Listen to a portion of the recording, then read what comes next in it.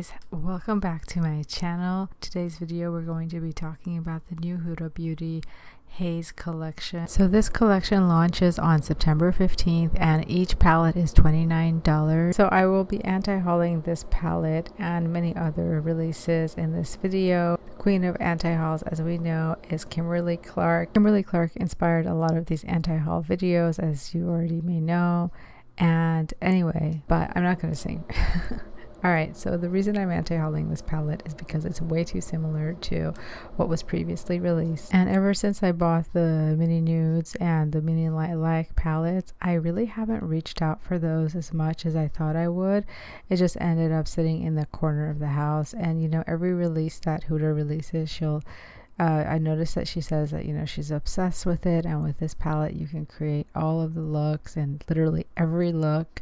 And I don't really like that she always says that. Like, I get that she's trying to sell these palettes, but I feel that we've seen these colors already so many times in so many of her previous releases, and it's kind of getting boring at this point. And unless you don't already own these ones, I'm not really sure if the quality in her smaller palettes is consistent as the bigger ones I usually want to. And so I think I might pass on this. I think that of all the three, the khaki one is the most interesting one because it has a combination of greens and purples. But the other two definitely look like they're just knockoffs of her own brand with the lilac palette and things that she's previously released. So for me, and also the other thing that's very interesting is that she still hasn't released the swatches of them yet.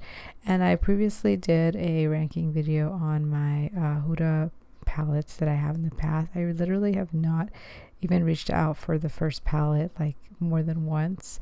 And I haven't really used any of the neon ones as much because they do end up staining my eyes, as well as the purple obsessions, the lilac obsessions, and all those other colors. I just don't reach out for Huda formulas as much these days, and so that's another reason why I feel that it's going to be a wasteful purchase. And for that reason, I think it's going to be added to my anti-haul list of winter of 2020. So let's move on to other releases. So Charlotte Tilbury also released a new palette, Bejeweled Eyes to Hypnotize, for $75. It's very similar to her last 3 or 4 releases. Now, I already bought the one from last holiday collection. I absolutely love the Starry Eyes to Hypnotize one.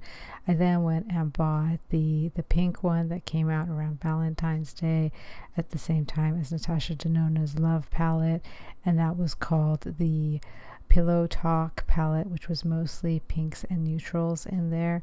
And then obviously the ones from last year, I feel like those two, if you have those two, you really have a lot of the colors that she already uses. So because I already own those 2 palettes and I really enjoyed them, and I feel that I still haven't got as much use out of them as I want to, I'm probably not going to pick up a Bejeweled Eyes to Hypnotize one because I kind of already have all these pinks and mauves in my collection, and I feel that the browns that I have from my Naked Honey collection and others, I already don't need it. Okay, next release I want to talk to you about is the Toofaced holiday collection. So last year I picked up all of the Toofaced cardboard collections and picked up the collection that was only released in Macy's and Sephora, and I also picked them up the year before that and the year before that, and the one this year just looks exactly like any of the previous releases. They even replicated the small tin one and called it the salted caramel, which is too similar to the hot and buttered rum that came out last year, except it's got more reds and oranges in it, which I'm not really sure that it really interests me. And now generally their tin formula is better than their cardboard formula. And for me, my favorite thing about their holiday releases was their packaging with the hotel shaped, and we're not really getting that as much this year. We're not getting those pretty packagings as much with this year with Too Faced or other brands, and not even like the Ulta exclusive has been revealed yet. And so if we're not really getting that great packaging and it's just about formula, then the tin formula is better than the cardboard formula, and the cardboard formula is just so repetitive. It's like if you have one, you have them all.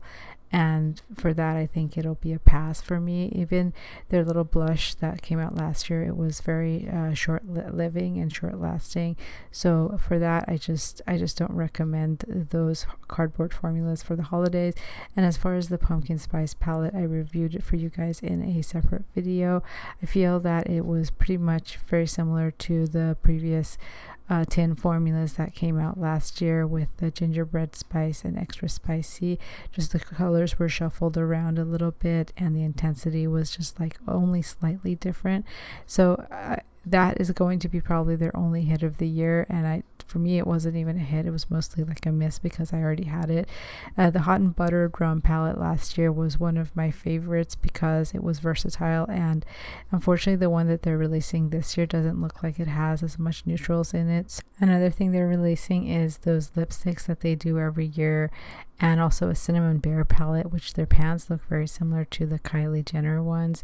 And I feel like, again, this doesn't inspire me as much, and it's nothing new to the table, much repetitive. Now the lipsticks might be nice to add if you're a collector, but as far as all these releases this year, and I feel that, you know, again, Toofaced is going to be on my anti-haul list, and it's probably like the first time in 4 or 5 years that I would not be picking up a Toofaced product during the holiday. They've just lacked any creativity at this point.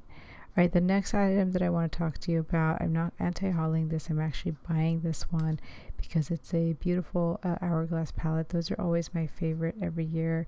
And what intrigues me this year is that it's got extra deep tones in it, and I feel that it'll be more versatile for a lot more skin tones, and my skin tone's more olivey, so I think that it would fit with my skin tone and a lot of deeper skin tones. But again, I wouldn't know until I actually try it, and I'm hoping to receive it some point today, so I will definitely be reviewing that. And out of all the purchases that I did last year, I think that the Hourglass palette was definitely my favorite, and I've said that in my previous video, so I'm very excited about this new one, and I will definitely be sharing my thoughts with you guys as soon as I receive that one.